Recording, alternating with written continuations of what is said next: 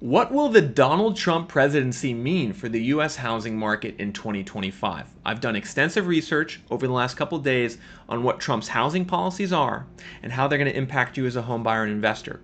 So in this video, I'm going to lay them out point by point. And the first point to consider in terms of Trump's election and impact on the housing market is what's going to happen with mortgage rates.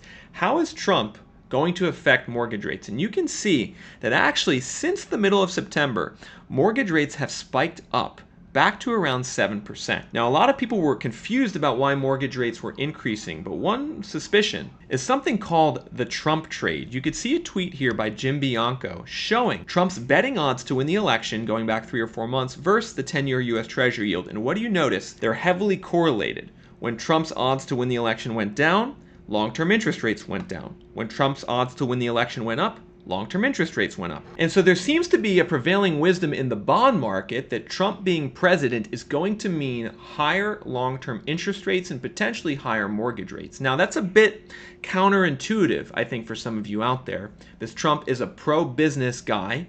He actually promised to lower mortgage rates on the campaign trail, and he's someone who historically has put a lot of pressure on the Fed to cut interest rates. So why would a Trump presidency be associated with higher borrowing costs and potentially lower homebuyer demand? Well, one definite reason has to do with Trump's budget and fiscal impact. Based on the promises he made during the campaign, the Committee for a Responsible Federal Budget is estimating that the U.S. debt will rise $7.8 trillion from 2026 to 2035. But then there's also the matter of tariffs. Trump is a big fan of tariffs, and his policy proposal is to do a blanket tariff of 10 to 20% on all imports, with additional tariffs of 60 to 100% on goods bought from China. And it's very likely that these policies would be inflationary. More tariffs means higher costs of goods for consumers. More deficit spending means inflation generally. And so potentially Trump could mean higher interest rates and higher mortgage rates for longer. And that's something that could keep homebuyer demand low in 2025 and eventually lead to declining prices. However, it's not a guarantee that homebuyer demand stays low because Trump is a very pro-business president. He's generally seen as good for the economy.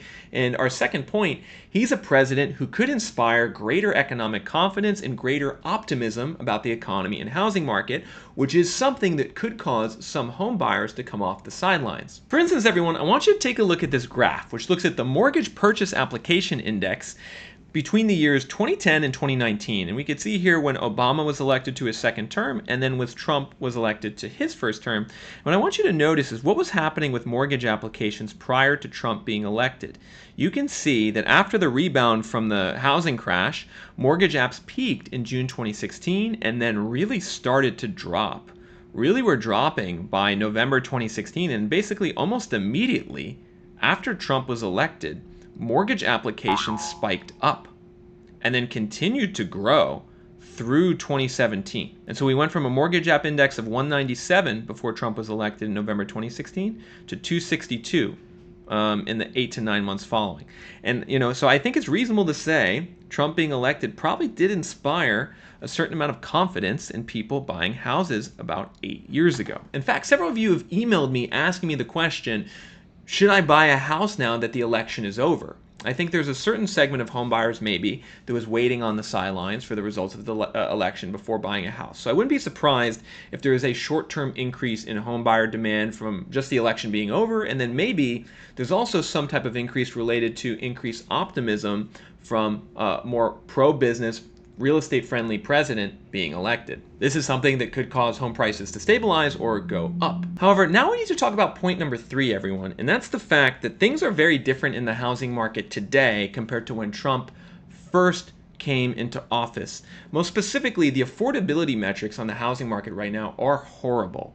We literally have all-time worst housing affordability. For instance, the monthly cost to buy a home in terms of mortgage, taxes, and insurance is now up to $2,800 a month.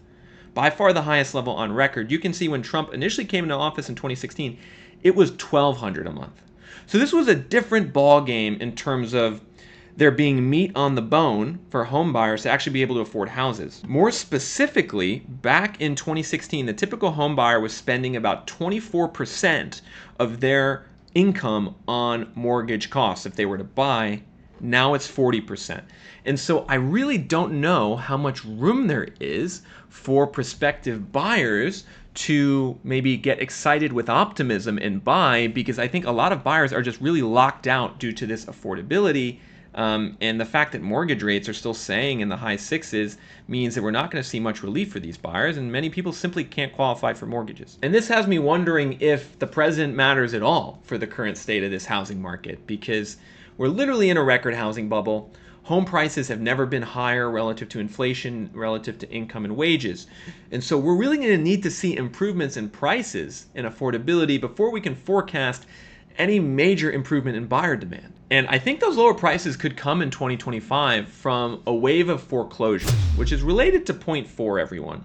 The fact that Trump is likely to be less hands-on in the mortgage market with his presidency than the Biden-Harris administration. I think there's a potential for a big backlog of foreclosures to get unleashed onto the market in 2025 after Trump takes office. So I want you to take a look at this data on foreclosures, everyone, from the ICE mortgage report, because this data was really kind of shocking to me.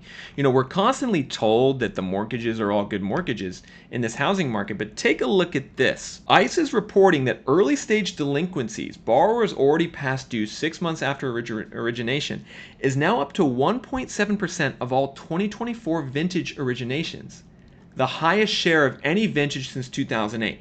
So to translate that into English, for mortgages originated in 2024 to homebuyers, the default rate, the in-year default rate within 6 months after origination, is the highest it's been in 16 years since the start of the last housing crash in 2008. There's particular problems cropping up right now on VA and FHA delinquencies, which are up 24% and 9% year over year, respectively. And so we're seeing some big issues with borrowers early on in the process, like people who just bought a house and are already falling into foreclosure because they can't afford the payments. That's just a gigantic warning sign for the housing market in general, but there's something even more concerning that we got to layer on top of that. And that's related to a huge backlog of foreclosures already existing. Take a look at this, everyone. There's currently, according to ICE, 410,000 loans in serious delinquency, but yet 69% are protected from foreclosure by either forbearance, loss mitigation, or bankruptcy. And really what I want you folks to pay attention to are the forbearance and the loss mitigation situations, which are blocking 55% of serious delinquencies from turning into a foreclosure. The reason that is because the Biden-Harris administration has basically tried to make the foreclosure bans that happened during the pandemic, they're trying to make them permanent. And they know they can't just outright ban the foreclosures. So what they're doing, particularly with FHA and VA loans, is they're trying to automatically opt any borrower who's defaulted into some lower payment plan, a 40-year mortgage. They're doing all these things in the background to lower the payment and making it as difficult as possible to actually foreclose on borrowers who have defaulted, which is kind of crazy, everyone, because if someone buys a house with an FHA mortgage, they're putting like 3% down. They have almost no skin in the game. It's the first-time home buyer loan program. And then if these people default, for the government to then come in and then just lower their payment when they have no skin in the game, basically using taxpayer dollars to do that, that's insulting to the home buyers who are actually saving their money and who are responsibly saving up to buy a house. That's insulting to them. And I think Trump might, and I'm speculating here, but I think he might roll back some of those forbearance and loss mitigation plans. I certainly hope he does, because it's unacceptable to have 55% of serious delinquencies blocked from foreclosure at this stage in 2024 with a 4% unemployment rate. So all Trump would need to do is just roll things back to how they were before the pandemic. Now, we don't know that Trump is going to do that. However, the reason I think he might is because there's other housing policies that he has which are kind of suggesting that he wants to take a more laissez-faire approach to the mortgage market and wants to reduce the government involvement in the mortgage market. Evidenced by the fact that Trump allies are working on plans to privatize Fannie Mae and Freddie Mac. A deal would call for the government to sell a chunk of its holdings in the mortgage giants to investors, which would basically privatize Fannie Mae and Freddie Mac, who backstop about 50% of the mortgages originated in America. This has been a rumor for a while that Trump wants to do this. He almost did this in his previous administration, and now that he's been elected, the stock prices of Fannie Mae and Freddie Mac are soaring. They went up 35% on the day Trump was elected. And you can see over the last 5 days, Fannie Mae is up 60%. I think this has been the best performing stock, actually, of them all in the last 5 days. So there seems to be a lot of people wagering on Fannie Mae being privatized. These people include Bill Ackman and John Paulson, the big hedge fund guys. They're actually friends with Trump. They're placing bets on these stocks because they think it's going to be privatized. And so I think it's likely that that happens at some point. So expect some deregulation of the housing market with Trump being president. Potentially we'll see Fannie and Freddie go private, and potentially we'll see more foreclosures due to less government interference. But of course, there's two wild cards here to this kind of speculative analysis that I'm doing, everyone. And those two wild cards are the economy and the Fed. Because really, where the housing market's going to go in the long run is going to depend on the economy. Like, are we going to have the massive crash that we need to have to bring affordability back into the market? Or are we going to see the housing market just kind of be dead for the next 5 years? And are we going to have to wait for wage gains to catch up to prices and rates? I think we're going to still see that crash. We're already seeing it play out in many different cities around the US. But a big thing that will affect that is what happens with the economy. Are we going to see a real recession actually play out at some point? And how does Trump's presidency relate to that? Because I think there's two schools of thought. One is that Trump is a pro-business, pro-economy president who is going to help the economy in the long run. Certainly the initial days of stock market trading are suggesting that Trump's going to be good for the economy. He's probably going to cut corporate taxes. He might cut income taxes more. He floated a lot of tax deductions on the campaign trail.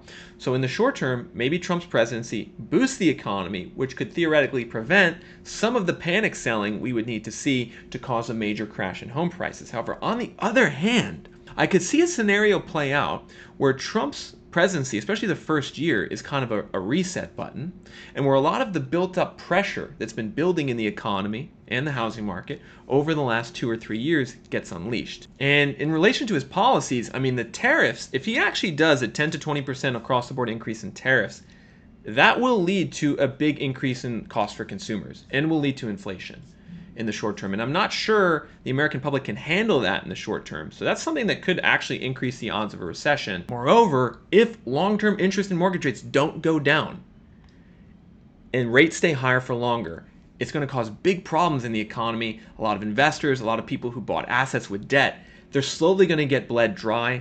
They're going to have to refinance their debt from 4 or 5 years ago at higher interest rates, and it's not going to work out. So the longer that interest rates remain higher for longer, the higher the odds that we see something break in the economy. Which brings us to the last point, everyone, the Fed. What is the Fed going to do vis-a-vis a Trump presidency?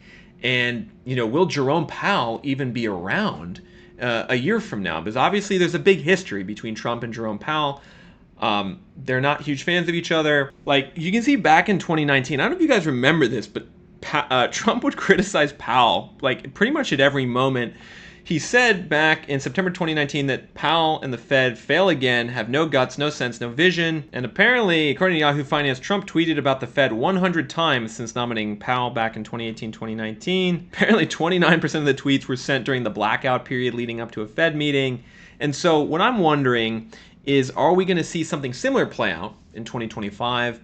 Is Trump really going to assert heavy pressure on Powell to cut interest rates? Like he did back in 2018-2019? Is Powell going to cave to that pressure? This is, of course, something that could change the ball game on the housing market, on the economy, and something I'm going to be watching over the next several months. So make sure you hit that subscribe button so you get the notifications for these videos. But before signing off, everyone, I want to leave you guys with a message, and that's the fact that the macro news is very important. The president's important, the head of the Fed's important, interest rates are important, but really what's most important are the housing market fundamentals in your city and neighborhood.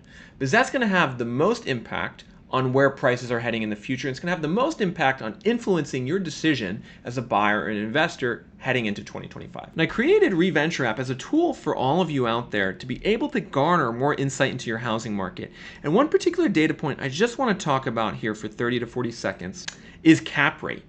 This is a data point that I think if you're a home buyer, you might not be as familiar with it. If you're an investor, you're definitely familiar with it, but it's something all of you need to pay attention to.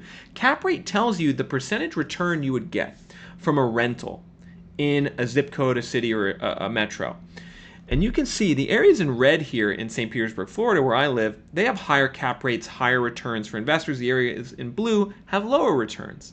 And really, all things the same, higher returns for an investor are better because you get more cash flow from day one than lower returns. And you can see if we zoom out here on the US map that there's big differences in cap rate by region location. So the cap rates are higher in the Midwest, Southeast, heading into the Deep South, and they're lower in the mountain regions to the Pacific Northwest and California. So you got to really understand what the cap rate is for your city in your market, how it compares to other areas, and then what it is at your zip code level and how it's trended over time. Because this cap rate is going to tell you if it's a good time to buy. Like one reason we knew it was a good time to buy back in 2011, 2012 is because you could get a 15% cap rate as an investor buying in St. Petersburg back then. Now you can only get a 5% cap rate. So this is actually one of the least attractive times to buy for an investor in St. Petersburg going back 20 years. However, we can look at this data on a month-by-month basis and see trends where the cap rates are starting to go up due to declining prices. And so I would make sure you have this data point in your tool belt as a home buyer investor. Cap rate, because it has a huge influence on your success in terms of earning cash flow, as well as being a useful indicator on when the right time to buy might be. You can access that cap rate data on Reventure app, www.reventure.app. Sign up for a premium plan at the cost of $39 a month to get this data for almost every city and zip code in America. Additionally, you can get access to downloadable market reports, download data into an Excel, and then if you want a 15% discount, sign up for that annual pass. So you can lock in 15%, especially if you know you're going to be looking at this data over 6 months or so, readying yourself for buying opportunities in the spring 2025 housing market. Hope you guys enjoyed this video. There's going to be big shifts, I think, in 2025 from Trump, from Powell, from just the fact that the market needs to correct to bring the prices down. You're going to want to stay on top of those trends. So go to www.reventure.app right now, sign up for a premium plan to do it.